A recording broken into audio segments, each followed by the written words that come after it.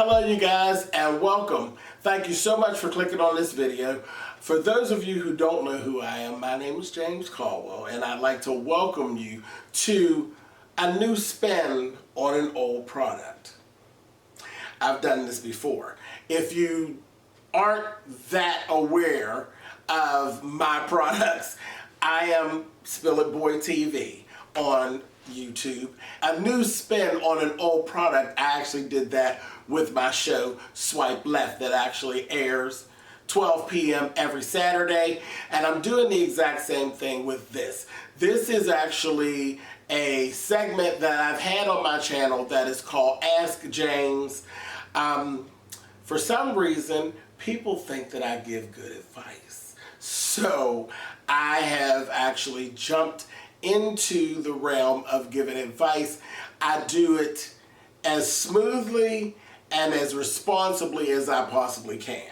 So, like I said, it's a new spin on an old product where I used to do, each video was basically just one inquiry. We're going to actually make, the videos are actually going to be a little bit longer, and I'm actually going to do more inquiries and we're going to get them all in. It's very exciting. I really enjoy sharing my experiences with you guys, and I'm not ever afraid to say that I don't know.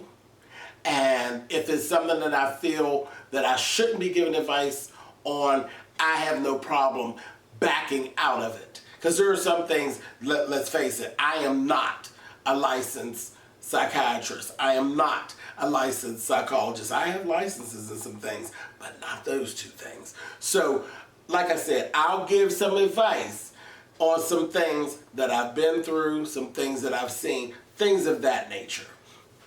But anyway, like I said, so this is basically season 2 is what we're going to actually call it, season 2, and welcome to episode 1 of Ask James. All right, so thank you so much for being here today.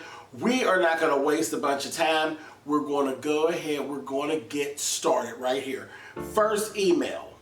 This email actually came in and it was actually titled, "Please Pray For Me."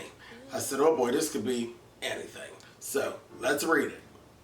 And just so you know, I never give the names of the emails ever. I never do that. And yeah, anything that I think will give away who sent the email, I'm not giving it to you. I'm not going to do it. So definitely you can always feel comfortable to send me your question, or sometimes people don't send me questions. Sometimes they actually just send me comments, and I'll take those too. And I'll tell you at the end of this how you can actually send me things. Okay? So let's go on. Please pray for me is what it says. Okay? So it's all right, no problem. It says, I've been a follower of yours on YouTube for a year or two. I don't say much, but I enjoy your channel. I am 43 years old, and today I had to do the hardest thing I've ever had to do in my life. I had to call the police on my 22-year-old daughter who still lives with me for the next 30 days. She smokes marijuana on a regular basis. We live in Colorado Springs, Colorado, where it is legal. And her behavior towards me and her brother, I can no longer tolerate. She has a 5-year-old daughter that I have raised since birth because my daughter was a minor when she had her. She had no job for 3 years and I had to take care of everyone. I have been a single parent all of my life, raising 2 kids on my own and a granddaughter. Both of my children are adults now, over 21. The police told me to evict my daughter and give her 30 days to vacate. This is hard for me because I love my granddaughter so much and I can't imagine not seeing my granddaughter ever again because I don't get along with my daughter. My daughter is definitely moving out. I am both happy and sad at the same time. How do I cope? This is heartbreaking for me. Listen. It's See, it's very simple. Very simple for me to say, but it's not going to be very simple for you to do. So I just want to put that right out there. But this is very simple. This is what is called tough love at its absolute best. It's tough love. She's grown. She's grown, and you have actually stood in the gap for her when it comes to motherhood for 3 years. 3 years.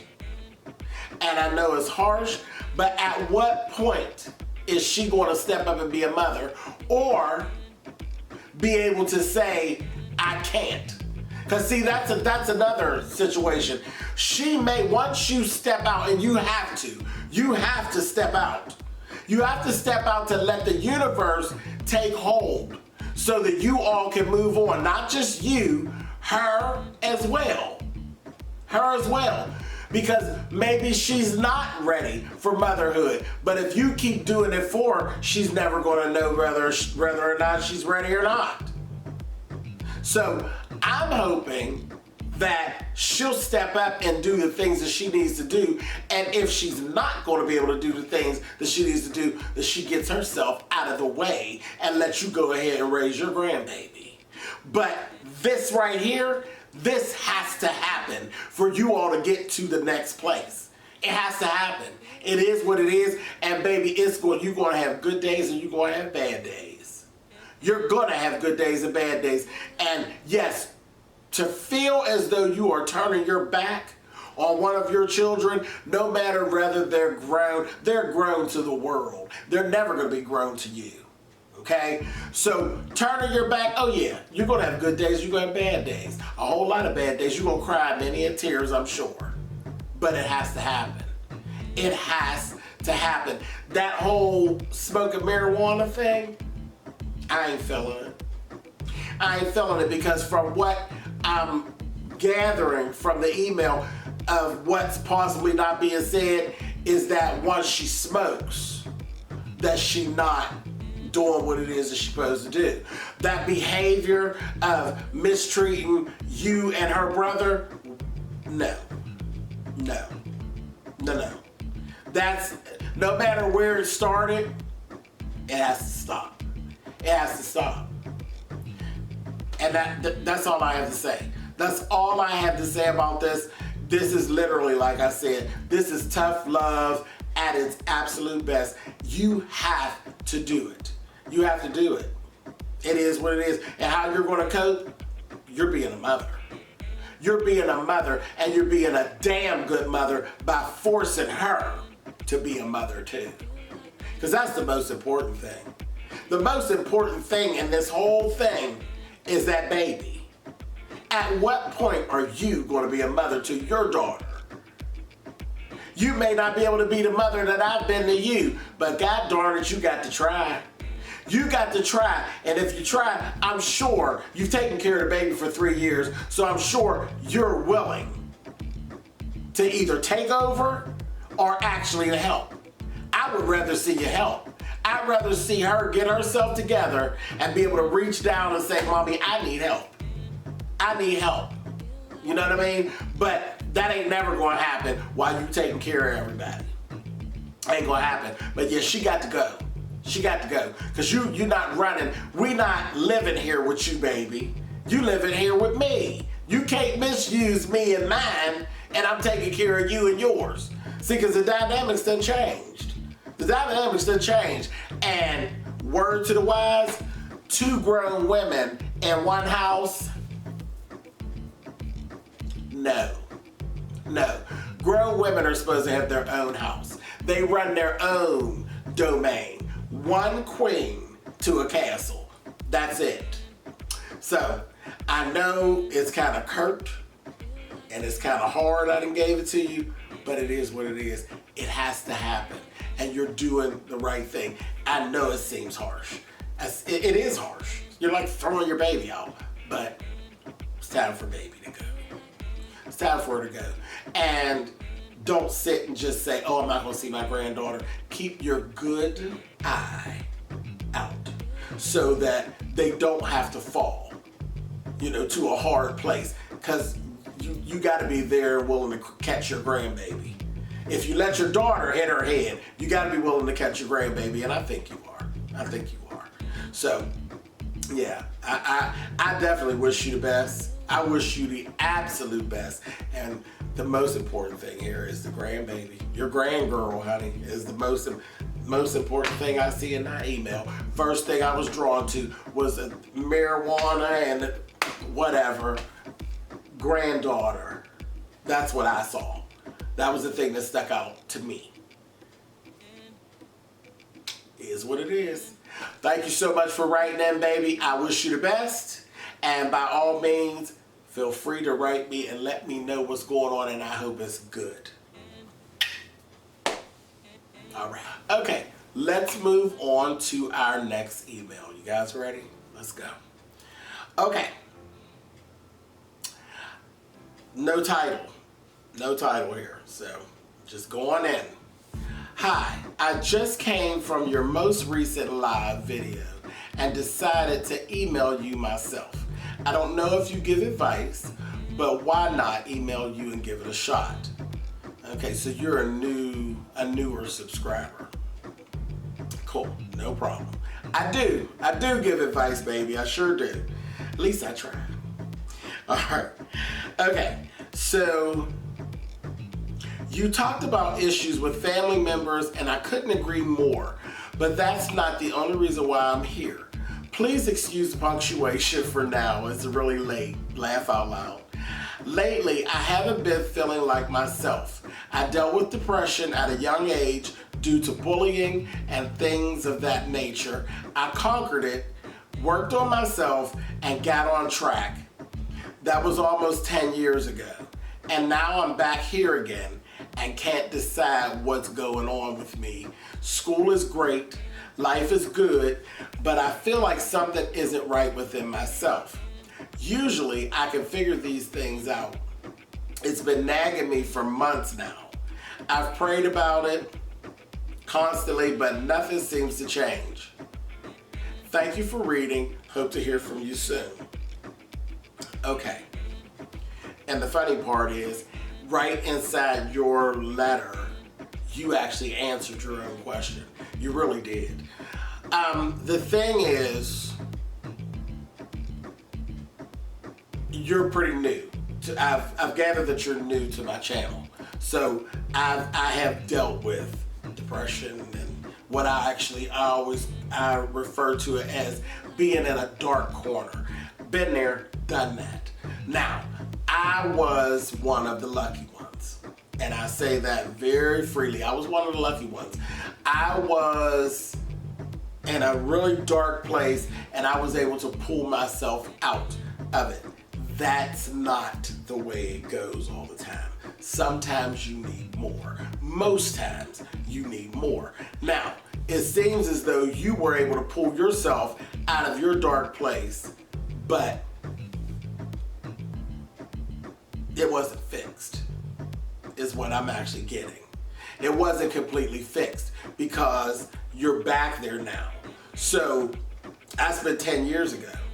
So you got whatever really wasn't fixed back then and things that have actually gone on probably for the next 10 years. And it just added to it. And you're kind of in a place and you don't know how you got there. I'm going to say professional help.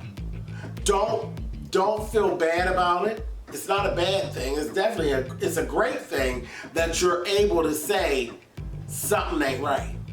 So that's like the best thing out of this whole thing for me is that you're able to say something with me is not right. But I think that you need to actually reach out to a licensed counselor, someone who is licensed, who actually has experience that will be able to go and figure out what wasn't cleared up.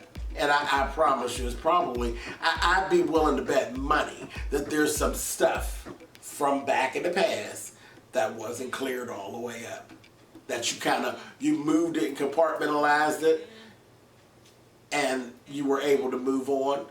But I'm sure you'll end up going backwards. Because whenever stuff happens with us, generally, it's something that happened back here. And you drag that mess with you. And I know for myself, I'm able to maneuver and I'm able to move forward, but everything's not a wash in my past. Everything's not a wash. Okay, so yeah, I look good on the outside, but everything's not a wash. I just refuse to go back into my dark corner, and I know that some of the triggers and things are there. But I would definitely say the fact that you can't shake it, that you go ahead and talk to someone. Don't feel bad about it. You've done great. You've done great. You're done with school, and I guess you're in a higher education, and everything's going real good, and you got you got a life, and everything's good with that. You just got a little bit of stuff hanging out. Guess what? There's always going to be stuff hanging out. Some of the richest people who seem to have everything and have everything together, guess what they got? They got somebody that they go and they talk to on a regular basis. So don't run from that. Run to it. I think you should go and speak with someone. Speak with someone, a licensed professional, and see if they can help you to move your stuff around and possibly clean it up so you don't have to keep dragging it with you. That's my advice. That's my advice. But for the most part, I'm glad that everything else is going on. It's pretty good, and all you really are going to be dealing with is just some not so sure feelings. I'm cool with not so sure feelings. I'm glad you didn't come through and you're saying this is wrong and that is wrong. It's just some uneasy feelings. I'm good with that, and I definitely think that some licensed professional will be able to help you with that stuff. So that's my advice to you, darling. Thank you very much for writing in. Definitely keep in touch. Don't be a stranger. Keep on watching. You're a new subscriber. We do all kind of stuff on this channel, so peep your head back in and let me know how you are. All right? All right, baby. Good to meet you. Okay, guys, let's move on to our next email. All right. No title. We're just going to go straight in. Okay, so I'm going to go through this one. This one's kind of rough. And this, no shade. I'm going to need you guys to proofread this before you send it to me. Proofread it. If you can't read straight through it, I'm not going to be able to read straight through it either. But I'm going to try to pull the best understanding out of this that I can. Okay? All right, let's go. I met my friend when my son started kindergarten. Now he is 22. I've known her for so long. I've helped her out in difficult situations. Since I've had my accident and surgery, she's been nowhere to be found. I lost my job. My son and I were friends to her and her daughter. I bought them groceries when she needed without me asking. Even helped out with money when her family wasn't there for her. So now it's been 3 years since my surgery. I saw one of her daughters out. She couldn't even look at me.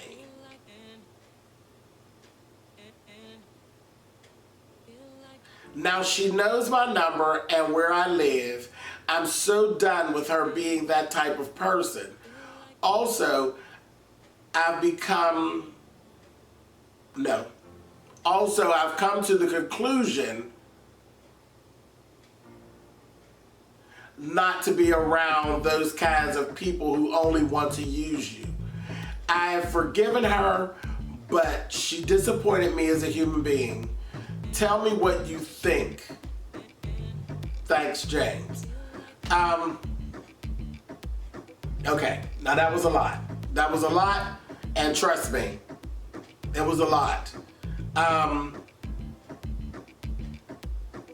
Proofread. Because I don't want to lose all the information, and And I definitely would not skip. I just wouldn't skip this. So I'm gonna give it my best shot. But it's a lot jumbled. And I think, because in here, I kind of got that she has more than one daughter. At first it sounds like she only has a daughter and you have a son. But then as I read on it, it sounds like she has more than one daughter. But none of that's really important. What's actually important from what I'm actually looking at here is that she's just self-centered. She is a self-centered individual. And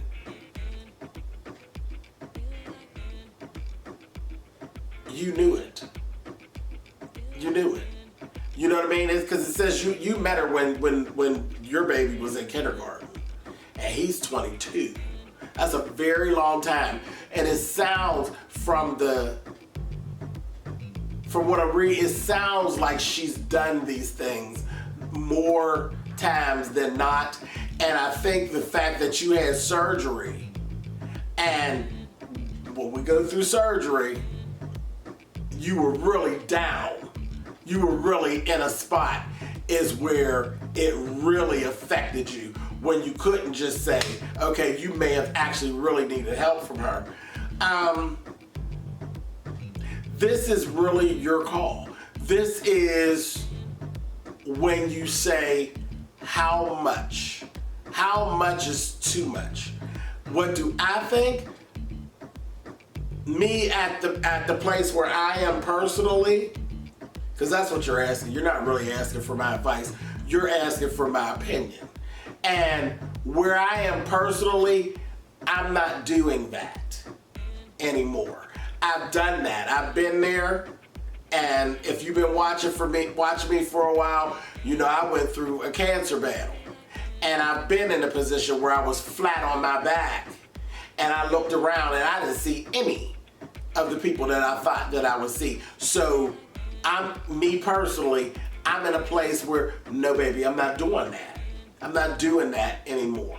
So that's kind of where I am. But I can't tell you where you should be with your friend. You know what I mean? This one's kind of on you. You need to know. You need to know what your breaking point. It sounds like you had it though. Sounds like you had your breaking point. Sounds like you've had enough. Sounds like you had enough. But me personally, 47, I ain't doing that, baby. I ain't doing that at all. Never no more. I'm not doing that anymore. And if you're not there, you will at some point. You'll get to the point where you'll be like, no, I'm not doing that. So that's it's not good. It's not a good feeling. It definitely is not a good feeling. I definitely don't think you're wrong in feeling some kind of way. I don't. Now where you're wrong is not to proofread this. It's send this in here and make me have to work that hard. Girl. Anyway, I love you anyway. I love you anyway. And thank you so much for writing in. I appreciate you, baby. Thank you. All right. Okay, so the title on this one said, I don't do drama. I don't do drama, so I distance myself. Let's read through this, honey. Okay. Let me start this off by saying I feel like you are like me in most situations. I am very similar in how I speak with people, my tone and my assertiveness, whether I'm speaking with friends, citizens on the streets, being as though I am a police officer, or family, especially family, that I find myself laughing at how similar our reactions would be in certain situations. So I just wanted to say I appreciate that, so thanks for the laughs. I come today asking you for your opinion on how I chose to handle this certain situation, so let's dive in. I am the oldest of 7 children, one of whom I grew up with while fostered by next of kin. Everyone else was adopted as a pair, minus my middle brother, who I know a little more than the others, but not as much. I'm the oldest of 7. We would be what you call stair-step children, ranging from 28 to 18. Oh yeah. My sister, and whom I met 4 years ago due to a foster system and being separated, no one knew where the other was, but we were closer than we knew. Anyway, we are not very close at all. She is complete opposite of me in every way, and also 3 years younger, and displays that at every turn. I am depicted as the mean sister, the antisocial sister, the police officer who is always too busy to reach out to my siblings. Now, no one picks up the phone and checks on me or my children unless I am needed to purchase something or give a ride, etc.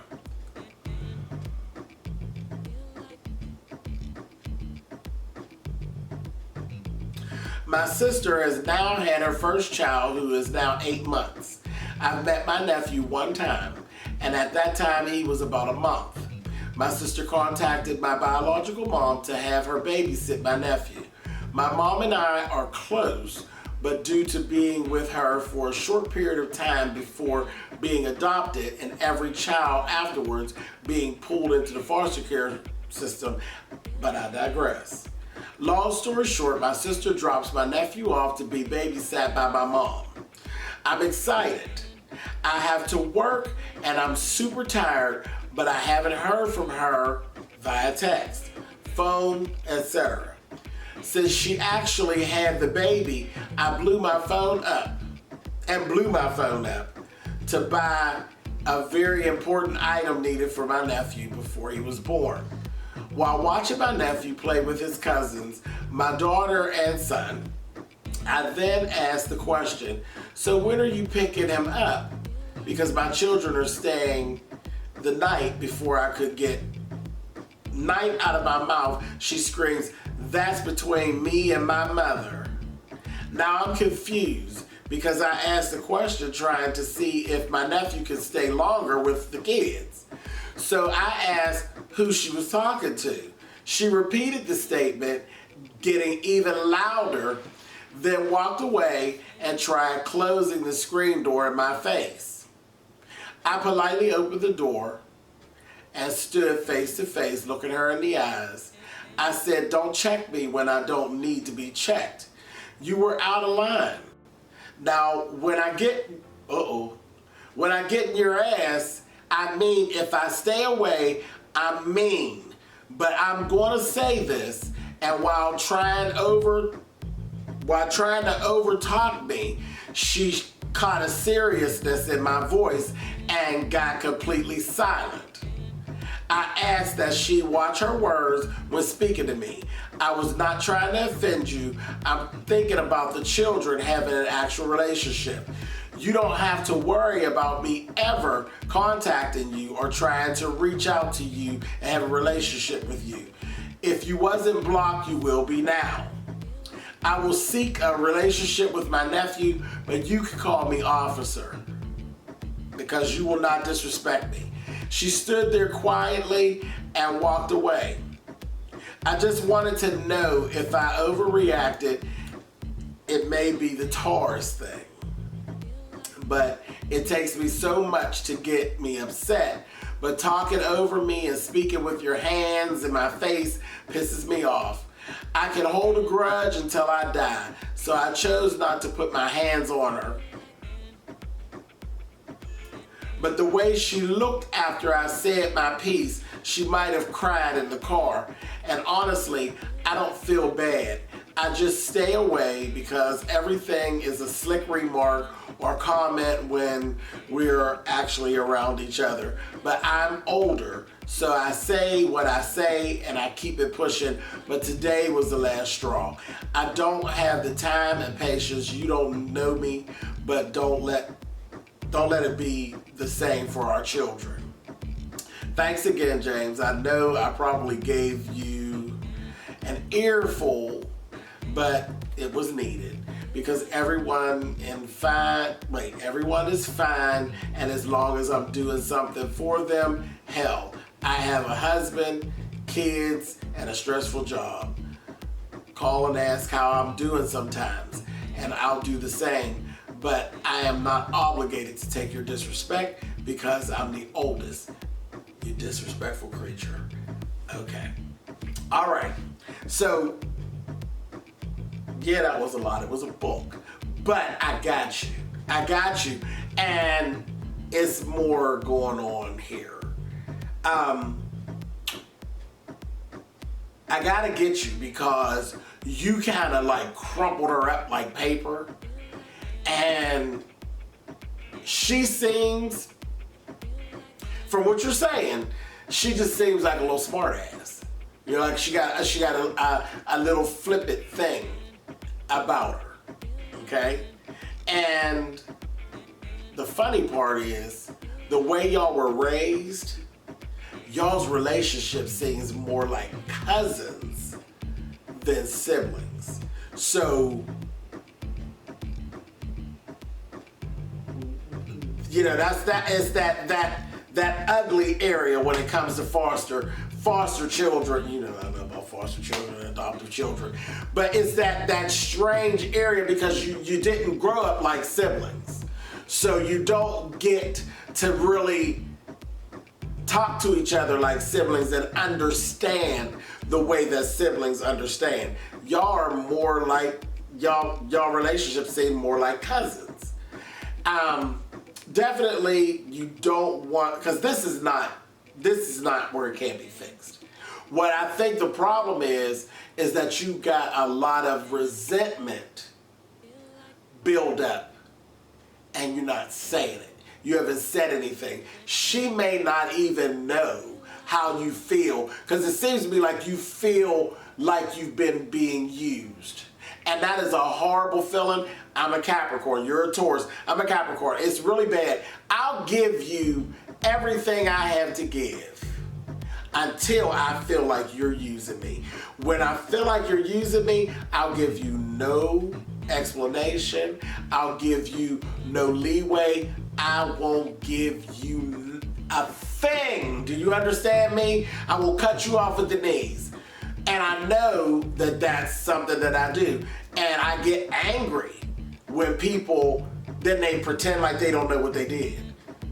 But what I'm finding, as I keep getting older, sometimes you got to step back down there and say, listen, this is how I feel. This is why I feel that way. And then after that, if this had taken place after that, then I'd be all in. But you did, baby. You kind of jumped down her throat. Her reaction was a bit, yeah, like, girl, chill. Sound like she's a little jealous. Anyway, sound like she was a little bit jealous of probably the relationship with you and your mom, which that could happen.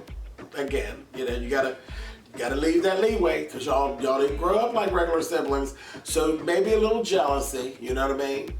And okay, y'all address that and handle that, and that's no problem. But yeah, you definitely need to get off your chest and let her know, look, I feel used. I feel like you kind of used me, like I was important when you needed something. And she may not even realize that she did that to you. You know what I mean? She may not realize it, but if she does, then you deal with her accordingly. Because again, y'all didn't grow up like siblings, so you don't have to take what you would take from a regular sibling. You can set different boundaries. We just gotta be real. Y'all are blood siblings, but you don't have to let her walk you, because in real life, you ain't got to let her walk you. And I don't care where you fall in. There's 7 of y'all. None of them. Nope. But yeah, this is not enough to throw it away. The fact that y'all are all in where you can reach out and touch, y'all need to try to get relation with each other and get some understanding and try to, you know, you can't really fix what happened in the past, but y'all can make new memories. This is just not, it's not big enough to throw it away. Not for me. I don't think it's big enough to throw it away. I do think you need to get off of your chest. There's resentment in there. There's resentment. It ain't so much a grudge yet. It will turn into it if you let it. But there's resentment about how you were treated, and you need to voice it. You need to voice it and give her a chance to respond, and hopefully she'll apologize. Hopefully she'll get it and she'll apologize. But you gotta go from there. That's my advice. Thank you very much for writing that, babe. I wish you the best. I'll see you later. All right. So that is going to be it for this episode of Ask James. Thank you guys for tuning in. I appreciate you all. Now, if you want to send me something, you can use my P.O. Box to write something, which is James Colwell, Colwell. That is P.O. Box 99432, Pittsburgh, Pennsylvania 15233. Or you can actually send me an email at spillitboy@gmail.com, and in the heading put "Hey James," and I'll actually zoom in on it. All right, you guys, thank you so much. I will definitely see you again next week for another episode of Ask James. Thank you so much, and I'll see you guys soon. Wow.